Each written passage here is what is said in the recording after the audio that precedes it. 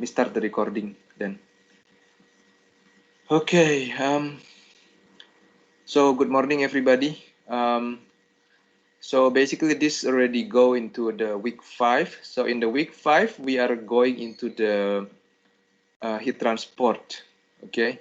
So this week will be the due week for the group 1 assignment.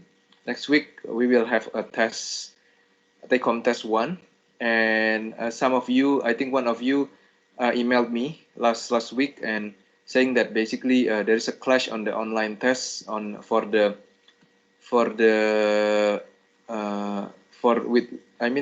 the other online test. So I have moved my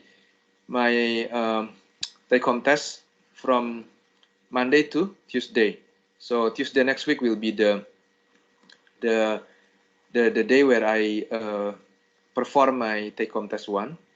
And in take-home test 1, basically there will be three problems. Okay, one problem is on the momentum transport, two problems on the two problems on the momentum transport, one problem on the heat transport.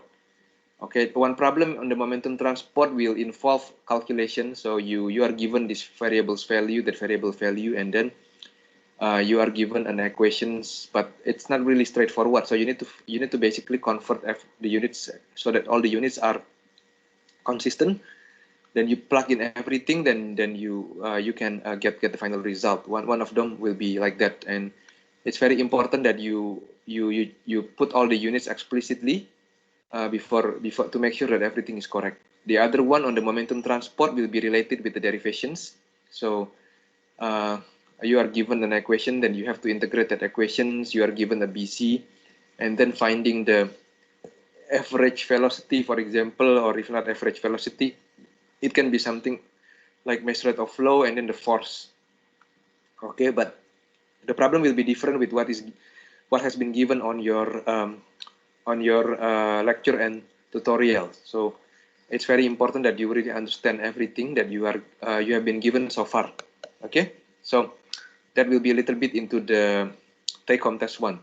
So 2 on the momentum transport, and then 1 on the heat transport. The third problem on the heat transport, it will require formulations of the problem. So you are given a problem, and then you are given a system, you are given a hints, and then what you need to find is basically do a postulations and then derive everything. But it should not be that difficult if you understand everything. Okay, so you start with the easiest one, which is the calculations of the values given the equations and the values for the variables, and then you go into the derivations of a particular problem where you basically given a hints into the BC, and then the basic differential equations you are asked to integrate, and then derive the average velocity and all the variables of interest. And then the last one is basically the problem where you need to formulate and then derive all the requested formula. Okay, so that's basically what it is. And then you are given roughly from 9 o'clock until 1, and then extra 9 o'clock in the morning until 1 p.m. in the afternoon. Okay, and then I give you extra 30 minutes to basically tidy up everything, the submissions and scanning and everything. So that will be carried out next Tuesday. Okay. What else again that I need to mention on beside the test? So you need to prepare yourself on that thing. You have any questions on the take-home test 1? No. If there is no questions, then that's what it is. Just try to make everything tidy and everything is clean. Okay, that's the most important thing. What did I want to say again next week? Oh yeah, next week there will be no drop-in session because you will be occupied with the online quiz for the other unit, some of you, and then I want you to prepare on your transfer phenomena, so there will be no drop-in sessions next week. Then I will update you again when there will be drop-in sessions again. Okay, but everything has been recorded and given in your canvas already. So far, is there any questions on the take-home test 1? No? Then I will move next into the assignment 1. Okay, assignment 1 is this. So you have a flow of a Bingham plastic in a Couette viscometer. Okay. Then last week that some of you asked me a questions again. I think Chan asked me a questions whether, because it's not really clear. Then after I go with him, I look at his how the way that he derived. He asked me a questions. Then I basically go and have another sessions of Teams with Chan. Then I make it clear that for equations 1 is below the yield stress is this one is happening. So and then for equation 2 is for the above the yield stress. So for this particular problem, you need to read carefully everything, okay, and then go into the systems, and then postulate first what is your velocity. This is the velocity in what directions, and then it depends on what coordinates. So this one is on the cylindrical coordinates. So meaning that you have to use a cylindrical coordinates. You don't use another coordinates like a Cartesian coordinates or spherical coordinates. You need to first think about what coordinates that you need to use. And figure A is giving you a big picture into a picture of the systems, okay? And then in figure B in here, it gives an magnifications into the velocity profile basically, and it gives you basically a snapshot of the boundary condition. So you know that at R equal ER, what will be your velocity in here, okay? And then at R equal R, what will be your velocity, okay? So these are the boundary conditions, and you need to use these boundary conditions to solve the problem.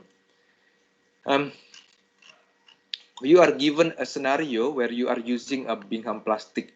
So Bingham plastic is a special thing in here. So you need to read everything carefully in here. In that your in Couette viscometer, there is an angular flow of fluid of viscosity mu between two cylinders of length L, which is much higher than the radius R, separated by a narrow gap of this.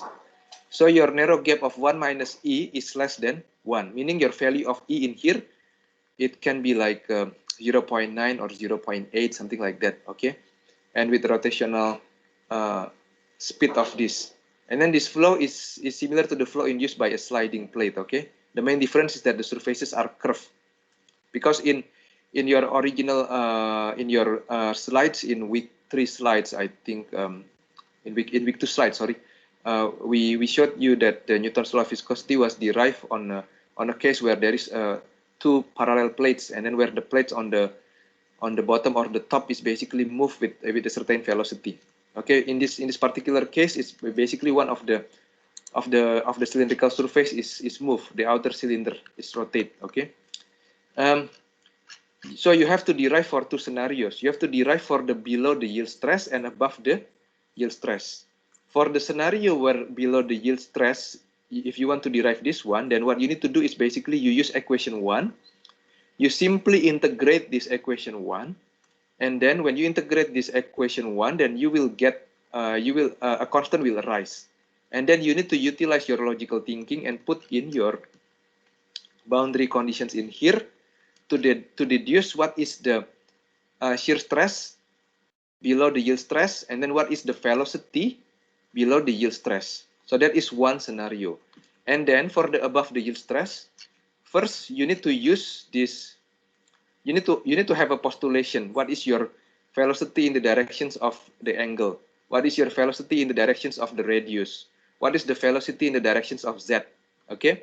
And then I give you a hint already in here that you need to use appendix B5. Okay, this appendix B5 in page 847. So meaning that you need to see that you go into the your transfer phenomena. People ask me whether they can use appendix B6 or not. You cannot use appendix B6 because in appendix B6 it has been clearly stated that this particular set of equations is being given for a Newtonian fluid with constant rho and mu. But in this assignment, you are not dealing with Newtonian fluid. You are dealing with Bingham plastic. Okay, Bingham plastic is different with Newtonian fluid. So you have to use these equations B5. In equation B5 in here, you have to use the one on the cylindrical coordinates. Then you need to think which one you use, B54, B55, or B56. Okay, and then you need to have a postulations into which are functions of which. Okay, and then what are these this gravity? Is there any gravity exists in the angular directions? Okay, is there any pressure exists in the angular directions or not? Okay, you need to know all of this. If you do it correctly, then you will end up with the correct ordinary differential equations. So with this ordinary differential, after you simplify either of the equations in here, then you need to plug in this equation 2. Okay, because this is above the yield stress. You put in the shear stress into the equations, then if you integrate properly, you will get two constants, C1 and C2. Those C1 and C2, you need to use your boundary conditions to derive, then you will get the shear stress profile and the velocity profile for your particular system above the yield stress. Okay, in the scenario that you do for your below the yield stress, then you need to use these equations that I give in equation 3. Okay, and then you need to link back your postulations of the velocity in the angular directions and the velocity in the radial directions with what is shown in your system in here. Okay. Some people, they will choose using this appendix B5 because it's easy. Or alternative way, you can also use a moment balance. If you want to use a moment balance, then this figure 2 will give is beneficial in deriving the moment balance for your system. Okay, so that's very important for you to understand. And then finally, you also have to derive the torque for the case above the yield stress. Okay, the torque of a Bingham plastic in a coed viscometer for the above the yield stress. Okay, so for above the yield stress, then I give you a hint in here how to derive the torque. The torque in here is the product of the inward momentum flux, the surface of the cylinder, and the lever arm. Okay, and in figure 3 in here is clear that at below the yield stress, then this this will be 0 basically. Okay, only above this T naught, then this will have a value basically. So this one will go up. Okay, so that's very important. Okay, explain how also that this mu naught and T naught can be determined as well. So this one is very important. Then this problem 2, variables for the heat transfer coefficient, is using a dimensional analysis. The dimensional analysis is given in one of your tutorial. So Megan has recorded on the tutorial on the basics of how you do this one. So basically, you need to give all the dimensionals number required from the dimensional analysis to determine your heat transfer coefficient. So what are the dimensionless variables that basically affect the heat transfer coefficient? So that will be what the problem 2 is talking about. Okay, so that's just very important. Mu naught in here depends upon temperature and pressure and independent of the velocity gradient. If something is not clear in this Bingham plastic, you can also look at it on the internet. Find the definitions of what is Bingham plastic. Okay, because it's very important, because a Bingham plastic does not flow until the applied stress exceeds the yield stress T naught for the fluid. So Bingham plastic is definitely not a Newtonian fluid. So that point has to be made clear to you. Okay. So far, Chang Ying, you get anything from explanations, or Jie Wei or Anton or Ijini? Is my explanation clear on the assignment 1? Anything else I can help you with on the assignment 1? You want to use these drop-in sessions to ask me anything about the assignment 1, because this is basically where I interface with you, and I'm basically clear your doubts. You know, on Friday I met one of you that want to meet me face to face to explain about assignment 1. Okay, so remember that for assignment 1 you need to solve for below the yield stress, and you also need to solve above the yield stress. Okay, it's very important. So no question, Chang Ying, Jie Wei, or Ijini?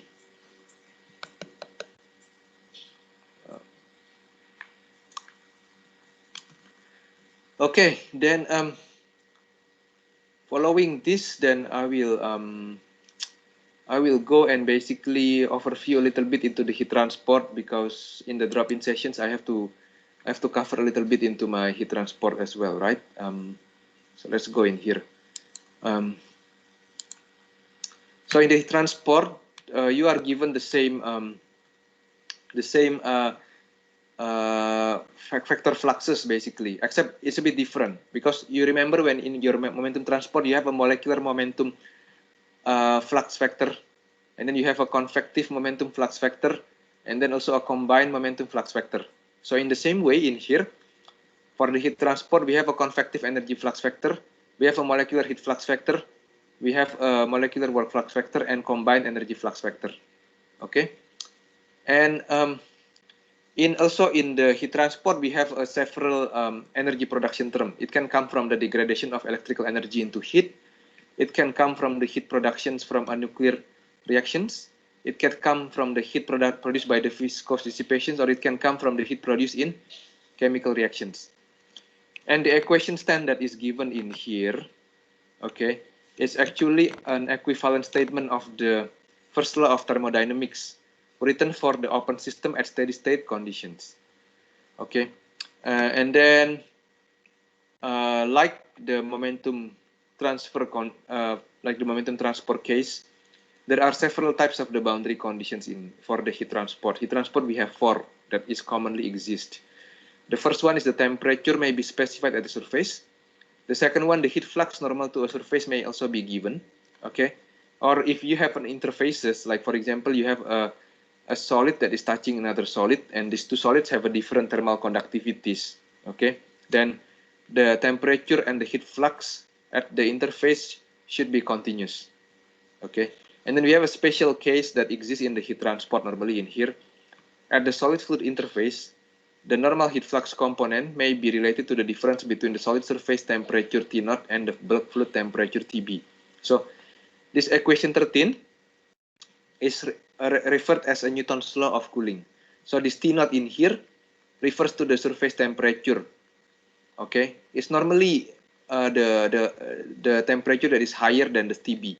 TB is normally cooler, but it doesn't have to be all the case. But in most cases, this T0 is generally higher than this TB.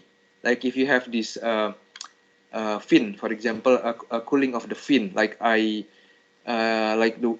one of the examples, for example, later that we will go through, I think in the next week, or if not, then the week after that week, after next week. The point is that this T0, the fin is used to basically increase the heat transfer between the hot solid surface with the bulk fluid temperature. Okay, all these 4 types of the boundary conditions will be encountered in the following examples. Okay, I may not necessarily give you all the derivations of the examples on my video, but I give the solutions in my canvas, and you need to go through all of those, because I don't want to saturate you with too much video. So far, I think in the first 4 weeks, I've saturated you with a lot of videos. I don't want to do that thing. Okay. The first example is the heat conductions with an electrical heat source. So if for this particular example, okay, which I give in these notes in here, okay, we imagine that we have an electric wire of circular cross sections like this. So we cut at this particular sections, and then we cut at this particular section, and this L is much larger than the radius. Okay. What happened in here is that because this L is much larger than the radius, so the heat transport in the axial directions can be neglected with respect to the heat transport in the radial directions. So heat transfer in the radial direction is the primary interest in here. Okay, so some of the electric currents basically dissipate into the heat in here. So again, in momentum in the heat transport, we are taking a microscopic view of our system. So we are taking a cylindrical shell elements in here. So the first cylindrical shell, the first cylindrical surface is we take with the radius of R. and then the outer one we take with the radius of R plus delta R in here. And then we put a symbol in here, heat in by conductions and heat out by conductions. And then along this volume, the cylindrical volume shell elements, we have this heat being produced by the electrical dissipations. So then we have three terms in here. The rate of heat in across cylindrical surface at R, that will be equal to the cylindrical surface at radius R, 2 pi R multiplied by L, multiplied by the heat flux at R, okay? Then you can simplify it like this, okay? And then at R plus delta R, you have 2 pi R plus delta R multiplied by L, and it's multiplied by the heat flux at R plus delta R, okay? And then you can simplify it like this. Then you also have the rate of thermal energy production by electrical dissipation. So that refers to the volume of your cylindrical shell element, which is 2 pi R delta RL multiplied by the SE. SE in here is the rate of the heat production per unit volume.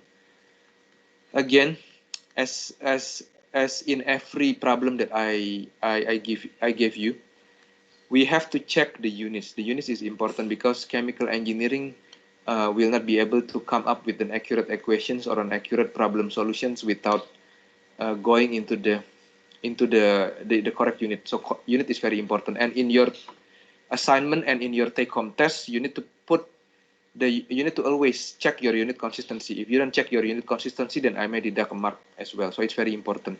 In here is given joule per centimeter cube second, but I don't always trust this. I have to check and derive everything again. Okay, centimeter cube in here means that it's normalized per volume in here. Whereas if I'm talking about flux in here is referred in terms of surface area. So the unit will be, if I took it in centimeter, it will be a centimeter square. Okay. Then in the energy balance that we have in the previous slide, we only have three terms in here. So we are putting three terms in here. In minus out plus energy productions. Heat transfer is much more straightforward than the momentum transport, because unlike momentum transport, only heat transport has the direction. Heat itself does not have a direction. Okay. In momentum transport, momentum has a direction and momentum transport has a direction. So instead of ending up with the vector, you have to deal with tensor. Okay, so that's where it is creating a little bit of complication. So if your momentum transfer has been you understand how to do momentum transfer, then ideally heat transfer should be easier to do. Once you do these things, then you go back into the definitions of this. Then remember that your R is a function of your QR is a function of R. So you cannot separate this QR from R. As a result, when you take a limit of delta R approaching 0, you will have this d over dr RQR is equal this. Okay. Then you can integrate like this. Then you have your first boundary conditions. Then in the boundary condition at R equals 0 at this particular position in your cylindrical axis, your QR cannot be infinite. So your C1 should be 0. So these are basically what I expect you to think as well for your assignment 1. In your assignment 1, you need to think like this. You have to connect your mathematical with the physical conditions. And then after that, you understand that your C1 is equal 0, then you can simplify that your QR is equal half SER. Next one, you substitute your Fourier's law, because what happened in here is a conduction. So a conduction is described by a Fourier's law. Okay. In conductions, you don't have a convections and radiation. You only have a conductions phenomena. Okay, then you put in minus k dt over dr is equal this. Then you will get your T. Then you use another boundary conditions. In here, the boundary condition is specified that your T at the surface of your cable is equal to T naught in here. So you can get your C2. Your C2 is equal this. Then as a result, you will get your T minus T naught is equal this. So by doing these things, you will get your heat flux profile, also your temperature profile. Then you can, after you get these two profiles, then you can derive your maximum temperature rise at R equals 0. Okay, because at R equals 0, your basically your dt over dr is equal 0. But that will be one of the way that I check. But the other way to check is you need to always check the magnitude. You put in at r equal r divided by 2, what will you get? And then at r equal r, what will you get? So that you can confirm that, oh, it's really at r equals 0 that your T is equal to the maximum temperature. Okay, so that's very important. And then the next one is the average temperature rise. The average temperature rise is derived in a similar way that you derive those average velocity. This is what is being done, except that temperature rise in here is defined with respect to T naught. Okay, that's why we call it rise, because it's subtracted against T naught in here. Okay, and then this R, the R and the phi. This R, the R can be separated with this angle, with this theta, because they are not connected with each other. So if you do that thing, then you can also find out that the average temperature rise is half the maximum temperature rise, which we have tested in your online quiz 1 last week. Okay, and then there is also a quantity called the heat outflow at the surface on this one. So it's quite straightforward, actually, the heat transport, especially the heat conductions. And on the second example, we will deal with the spherical geometry. So this one is we are dealing with the nuclear heat source in here. In the same way that I don't need to go through again, I basically you can go through yourself. Except the thing in here is a bit complex, because you are dealing with these two different region. The first region in here where you have these heat productions by the nuclear fissions, and then the second region in here where there is no heat produced at this particular region. Okay, then you use a boundary conditions, and of particular interest in here is that the continuity of your heat flux at the interface between the first region and the interface between the first region and the second region. Okay, so you get those things, and then you have another continuity of equations on the BC3, and then another temperature is specified on the outer of your cylinder, on the outer radius of your cylinder. Once you do all these things, you derive slowly. You can get the temperature profile in the inner part, and then you can get the temperature profile on the outer part, outer sphere, and also the maximum temperature at R equal 0. Okay, and since it is a bit more complex, so I don't really derive into the other quantities in here as well. I think it's enough already. That is probably what I can go through already on this particular drop-in sessions. So I have this. I've discussed with you the assignment 1, the take-home test 1, and I have overview a little bit into this week's material as well. Is there any questions from anybody? How about you, Abdul Kader? Any questions? Normally you like to ask questions. Don't be do not hesitate, please. You ask me any questions. You come a bit late, so I mean probably you miss explanations, but you can replay it again, the recording later on to listen back what I have explained about the take-home test 1 and assignment 1. Okay. Anything else again that I can explain to you, or I can describe to you? No?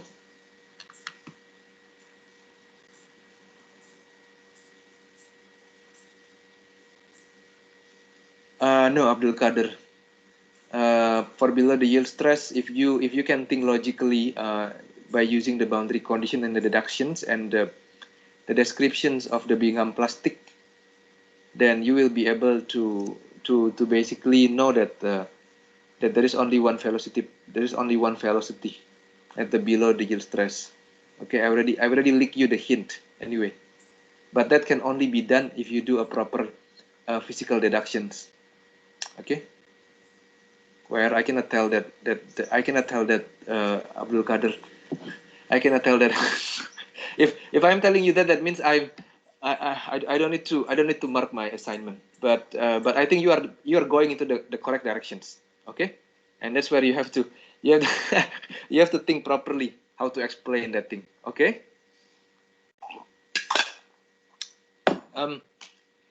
Any more questions, Abdul Kader or Anton Fernando or Chiewe or Chang Ying? So far, Abdul Kader, okay with you, the derivations? You managed to proceed with the assignment 1.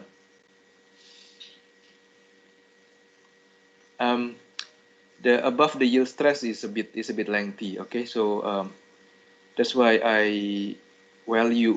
it's a bit messy, but you need to when you present it later in the assignment, it has to be clean and tidy. Okay, if you give me a messy stuff, then then when I check everything, then I feel so confused, then I will deduct your mark, Abdul Kader.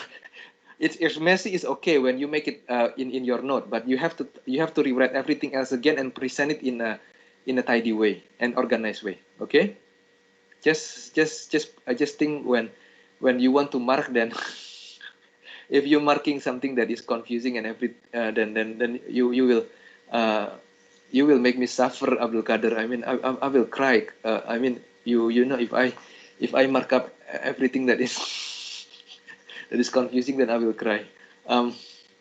So far, please don't hesitate. Ask me about anything. I'm here to help. Assignment 1, you know, assignment 1, take home test 1. Everything else that you want to ask about the transfer phenomena, especially without face-to-face, it's more difficult. And most of you actually do assignment 1 on the last minute. So I mean, what can I do? I mean, I give it already on the week 1 already, right?